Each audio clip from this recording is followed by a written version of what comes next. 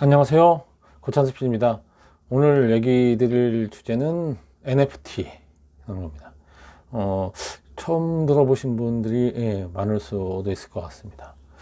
저도 이 개념을 처음 듣고는 처음에는 조금 이해가 안 됐는데, 이게 이제 블록체인하고 관련이 더 돼 있는 그런 개념이고, 최근에 사실은 이제 얼마 전까지 이제 블록체인 관련돼서 그 금융 쪽, 이제 블록체인 기술을 금융 쪽에 이제 적용한 그런 것들이 굉장히 관심을 받고 화제였다면, 최근에는 NFT라고, 이건 컨텐츠하고 좀 관련이 돼 있습니다. 그래서 이제 제가 관심을 좀 갖고 있는 용어이기도 한데, 이게 이제 NFT가 약자가 여기 화면에 나온 대로 Non-Fungible Token.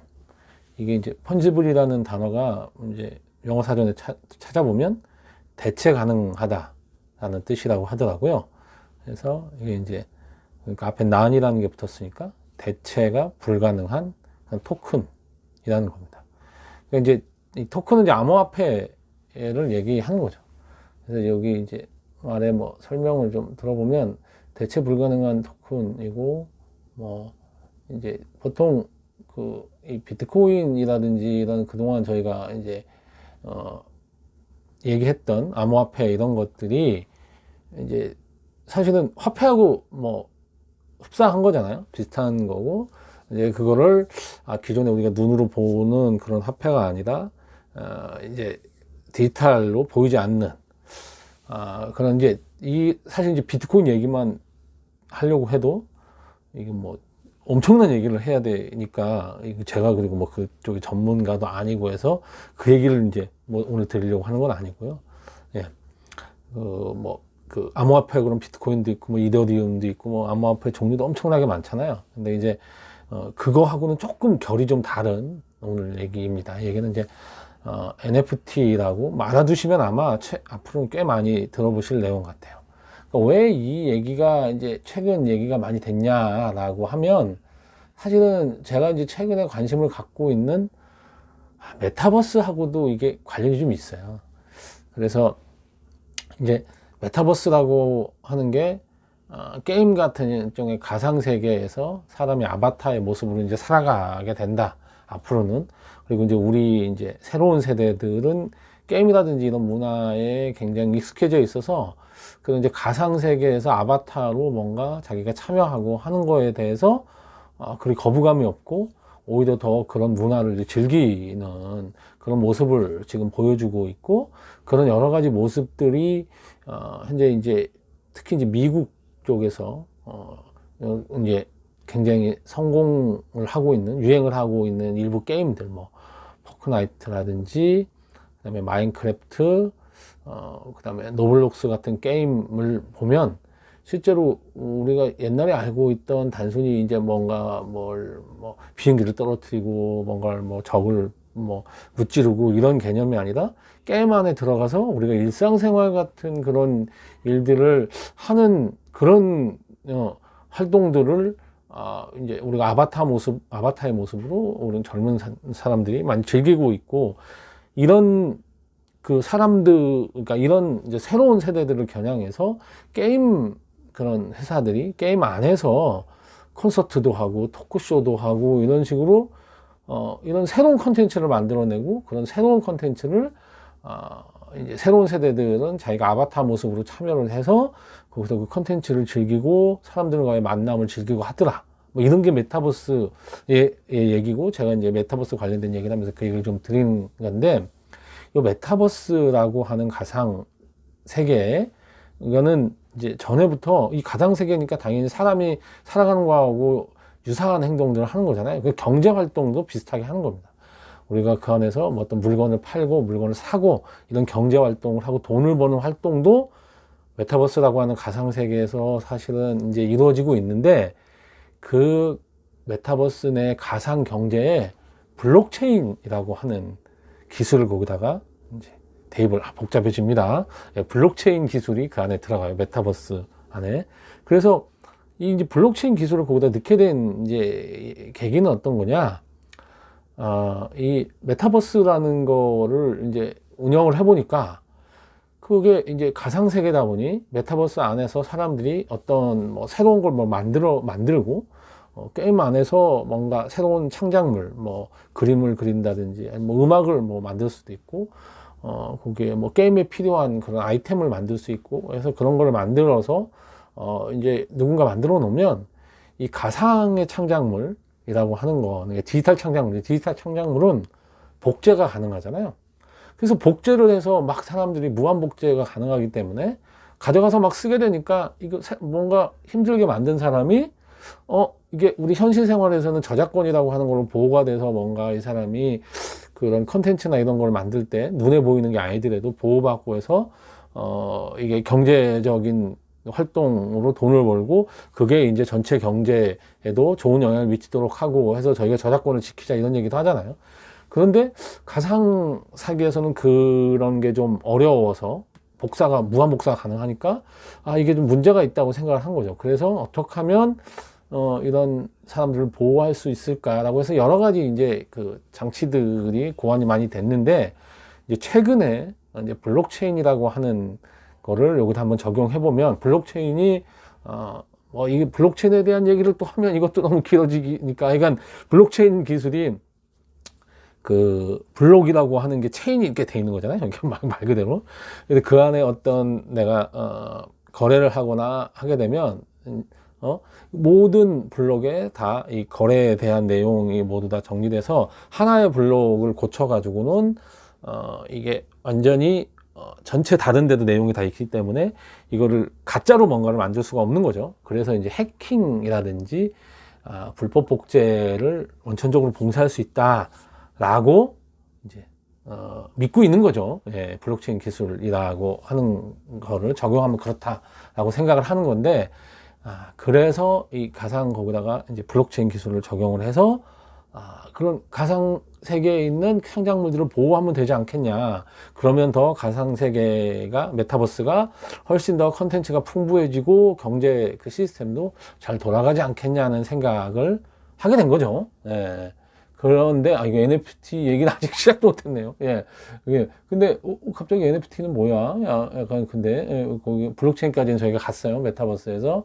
그런데 이 NFT라고 하는 게 근데 그 창작물이라고 하는 게 복제가 안 되고 이제 만약에 어떤 거를 어떤 내가 이제 창작물을 만들었다 그러면 이 창작물은 특정하게 이런 거야라고 해서 보호를 해줄 수가 있는데. 보호를 하다 보면 그 창작물이 어떻게 되면 다른 창작물하고 내가 이게 마치 내가 그림을 그리면 그림 진본이 있고 이제 복사본이 있는데 복사본은 진본처럼 비싸지가 않잖아요. 그러니까 그 진본의 가치를 인정을 해주는 건데 이 블록체인은 NFT라고 하는 대체 불가능한 토큰을 발행을 해서 그 안에 코드를 부여하는 거예요. 그 어떤 예술 작품이나 디지털 창작물에 가상세계에 있는 창작물이죠. 그래서 거기에 NFT라는 걸 코드를 부여하면 그거 프로그램 그 자체가 하나의 토큰이 되는 거죠. 일종의.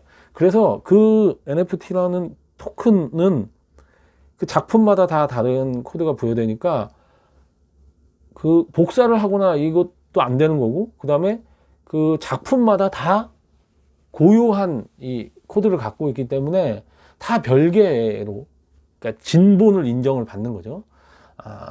그렇게 인정을 받게 되다 보니 이 NFT라고 하는 것을 내가 예술 작품을 이제 가상세계에서 만들었다고 치면 이거를 내가 소유를 할 수 있게 됐잖아요. 근데 내가 판매를 해.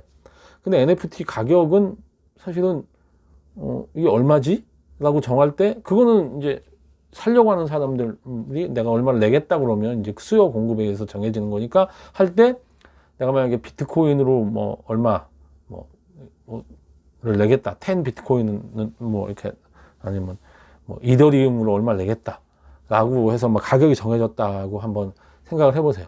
그러면 이게 뭐 100 비트코인이다 라고 하면 이게 너무 예술 작품이 너무 비쌀 수도 있고 그렇잖아요. 그래서 이거를 이 NFT의 특징은 n분의 1로, 그러니까 100개로 나눌 수도 있어요. 그래서 하나의 작품을 100명이 소유할 수도 있는 거 나눠서 지분을, 그러니까 우리가 회사가 있으면 회사 지분을 이제 쪼개서 나눠왔잖아요. 회사 지분 주식으로. 그런 거를 이 NFT에다가 적용을 해놨습니다. 그래서 사실은 NFT가 그래서 가상세계 창작물, 그러니까 디지털 창작물, 그러니까 꼭 가상세계 창작물 아니고 디지털 창작물의 원본성을 부여를 하고, 그 다음에 그 원본의 지분을 쪼개서 판매할 수 있도록, 예, 그런 시스템을 만들어 놓은 거죠. 일종의 이런 가상세계 창작물, 디지털 창작물에 소유하고 거래를 굉장히 활발하게 하기 위해서 만들어낸 개념이라고 생각하시면 될 것 같아요. 예.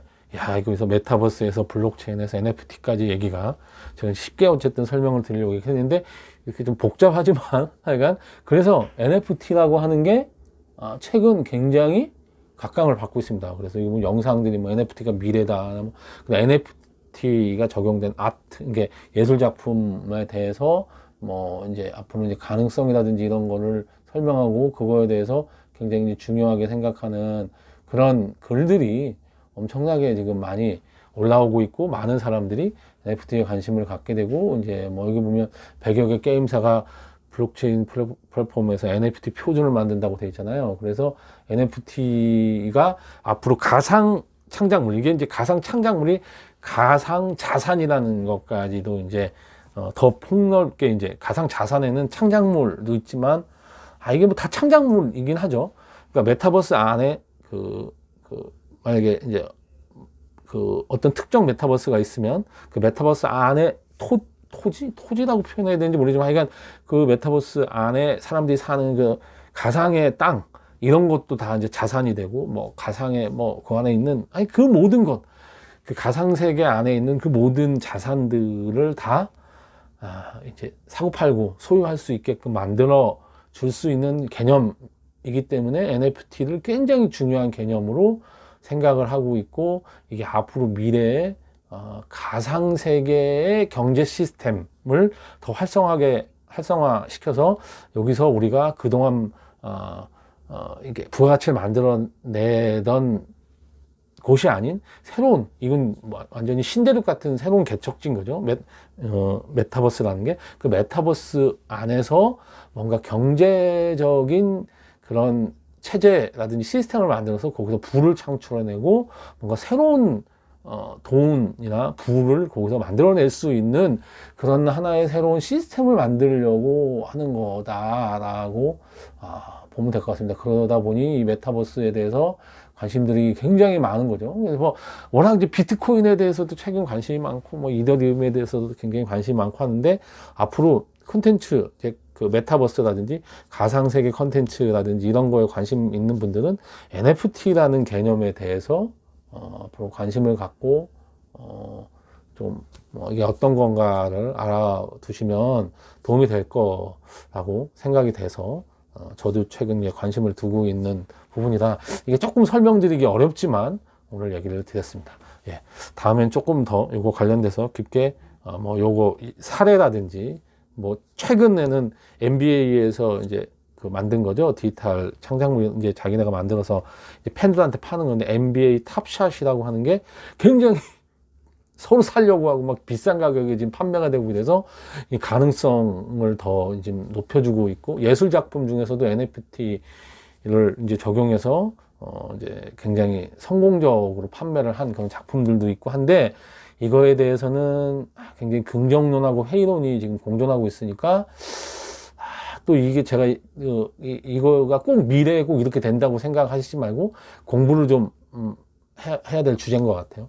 이게 앞으로 이렇게 갈 거다, 이게 우리의 미래다라고 주장하는 분도 계시지만 그렇지 않다고 얘기하는 분도 있으니까 한번 여러분들도 관심을 갖고 NFT 관련된 뉴스라든지 자료들을 한번 읽어보시면 좋을 것 같습니다. 예, 오늘 얘기가 좀 길어졌는데 여기서 줄이도록 하겠습니다. 예, 들어주셔서 감사합니다.